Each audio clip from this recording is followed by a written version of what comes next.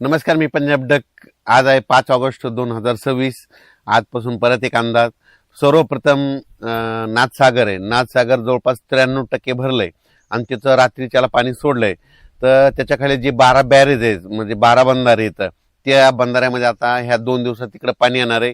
नदीकाठच्या शेतकऱ्यांनी आपण आपल्या मोटर असेल तर काढून घ्या वरी घेऊन ठेवा, कारण की कोणत्याही क्षणी पाणी येऊ शकतं. आपली जनावरे नदीच्या काठी आता चरायला सोडू नका, बांधून देखील नका, कारण की पाणी गोदावरी नदीकडून डायरेक्ट नांदेडकडे पाणी येणार म्हणून हे लक्षायचं.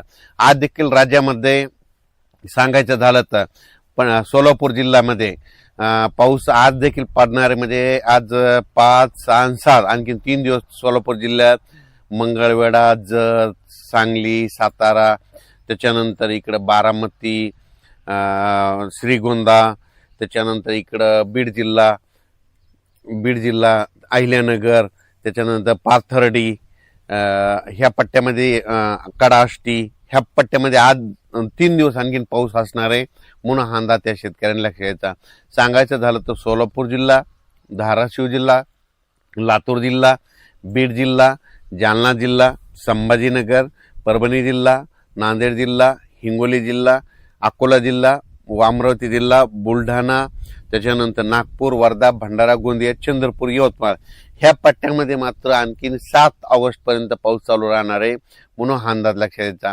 आणि त्याच्यानंतर विदर्भात शेतकऱ्यासाठी आनंदाची बातमी. पूर्व विदर्भात मात्र 15 ऑगस्टला मात्र अतिमुसळधार पाऊस पडणार आहे म्हणून हा अंदाज पूर्व विदर्भातल्या 6 5 11 जिल्ह्यातल्या शेतकऱ्यांना लक्षात घ्यायचा. सगळ्यात जास्त पूर्व विदर्भामध्ये गडचिरोली, चंद्रपूर, वर्धा, नागपूर, भंडारा, गोंदिया, यवतमाळ, अमरावती ह्या मध्ये 5-7 जिल्ह्यामध्ये मात्र अतिमुसळधार पाऊस 15 ऑगस्ट नंतर येणार आहे म्हणून हा अंदाज त्यांनी लक्षात घ्यायचा. खरं तर 14 तारखेला तिथं 14 ऑगस्टलाच पाऊस सुरू होणार आहे, पण 15 ऑगस्टच्या नंतर तिथं वाढ होणार आहे म्हणून हा अंदाज लक्षात घ्यायचा. ते कमी दाबाचा पट्टा वरतून जात असल्यामुळं विदर्भात पाऊस जर पडत असला तर काय होणार आहे, मराठवाड्यामध्ये रिमझिम पाऊस असणार आहे म्हणून हा अंदाज देखील सर्व शेतकऱ्यांनी लक्षात घ्यायचा.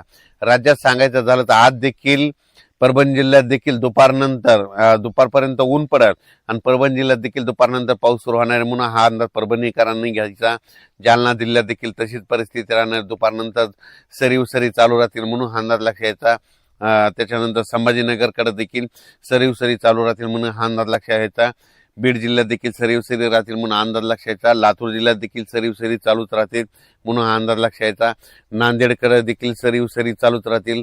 नांदेड जिल्हा नांदेड, धर्माबाद, बिलोली, तेलंगणा, डोंगळी तहसील त्या परिसरामध्ये थोडा जास्त पाऊस असणार आहे म्हणून त्यांनी अंदाज लक्षात घ्यायचा. त्याच्यानंतर इकडं यवतमाळ जिल्ह्यात देखील सरी चालू राहतील. हिंगोली जिल्ह्यात देखील सरी चालू राहतील. वाशिम जिल्ह्यात देखील सरी चालूच राहतील म्हणून हा अंदाज लक्षात घ्यायचा. आणखीन जवळपास सांगायचं झालं तर 3 दिवस म्हणजे आज 5 ऑगस्ट, 6 आणि 7 ऑगस्ट 3 दिवस असाच विखुरलेल्या स्वरूपाचा पाऊस पडणार आहे.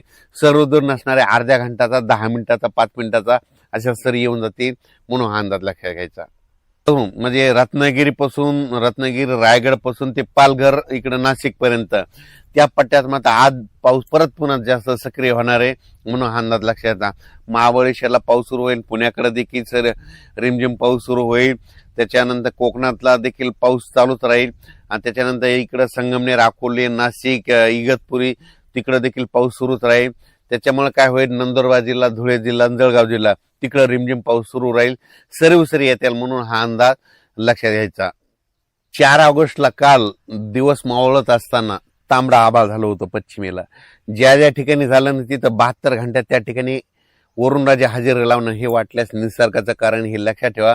तुम्हाला सांगू इच्छितो, इंदापूर, पुणे, त्याच्यानंतर इकडं पंढरपूर, सोलापूर, त्याच्यानंतर इकडं बीड जिल्हा, लातूर जिल्हा, जालना जिल्हा, परभणी जिल्हा, बुलढाणा जिल्हा, अकोला, अमरावती, यवतमाळ, हिंगोली, वाशिम, नांदेड, त्याच्यानंतर वर्धा, नागपूर, भंडारा, गोंदिया, चंद्रपूर, यवतमाळ ह्या पट्ट्यात मात्र आणखीन 3 दिवस सारखा पाऊस चालू राहणार आहे म्हणून हा अंदाज लक्षात घ्या.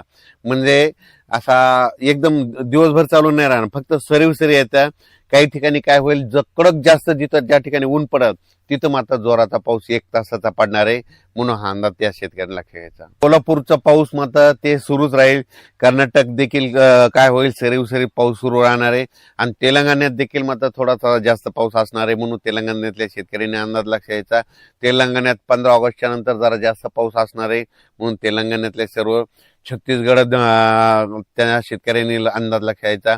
त्याच्यानंतर मध्य प्रदेशकडे एक आता कमी दाबाचा पट्टा जात असल्यामुळे मध्य प्रदेशकडे आता देखील पाऊस पडणार आहे.